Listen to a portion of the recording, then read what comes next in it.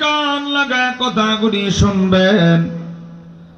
এখনো পর্যন্ত যে সমস্ত বাবারা যুবকরা প্যান্ডেলের বাহিরে দোকানে চাষচলে বিভিন্ন কাজে ব্যস্ত আছে না বাবাজি, একজন বাবাজিও আর প্যান্ডেলের বাহিরে থাকবেন না। একজন যুবক ভাই মোবাইল, ফেসবুক, ইন্টারনেট বন্ধুর আড্ডায় থাকবেন না। একজন পর্দার আড়ালের মাও আর কোনো কাজে ব্যস্ত থাকবেন না। ই বাবাজি,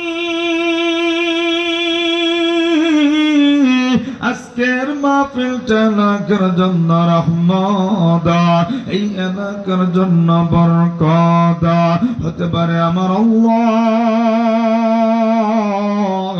আজকের মাহফিলের ওসিলায় আমার আপনার জিন্দেগীর গুনাহ মাফ করে দিতে পারে। কথা বলেন ঠিক না? আর জবান খুলে আওয়াজ দেয়া বলেন ঠিক না? ই বাবাজি, আল্লাহর পয়গম্বর আদম আলাইহিস সালাম আল্লাহ রাব্বুল আলামিনকে ডাক দেয়া বলেন, আল্লাহ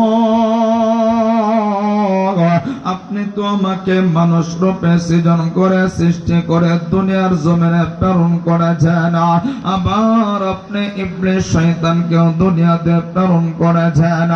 আল্লাহ গো, আমি আপনার সাহায্য সহযোগিতা ছাড়া ইবলিসের হাত থেকে রক্ষা পাবো না, আমি শয়তানের ধোঁকা থেকে বাঁচতে পারবো না। আমি আপনার কাছে একটু সাহায্য সহযোগিতা চাই। আল্লাহ রাব্বুল আলামিন ডাক দিয়া বললেন, আদম শোনে নাও, পৃথিবীতে কোন আদম সন্তান জন্মগ্রহণ করলে তাকে শয়তানের ধোঁকা থেকে রক্ষা করার জন্য, ইবলিসের হাত থেকে বাঁচানোর জন্য আমি আল্লাহ রহমতি ফেরেশতা নাজিল করে দিব। চিৎকার দিয়া পড়েন সুবহানাল্লাহ। আর জবান খুলে আওয়াজ দিয়া পড়েন আল্লাহু আকবার। ই বাবাজি, আমার মুমিন শহীদ ডিস্ট্রিক্টের ফুলবাড়িয়ার ভীরা আদম পয়গম্বর আবারও আল্লাহকে ডাক দিয়া বলেন, আল্লাহ আপনার কাছে আরেকটু সাহায্য সহযোগিতা চাই।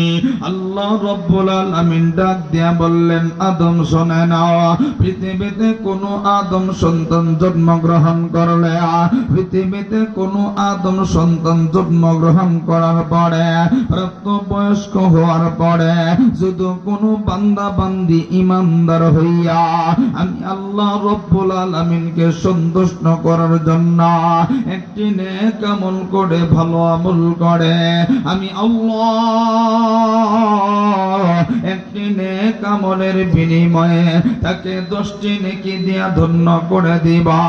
আর যদি কোনো গোলাম শয়তানের ধোঁকায় পয়রা একটি মাত্র গুনাহ কইরা ফালায়, তার আমল নামায় একটি মাত্র গুনাহ লিখা হবে।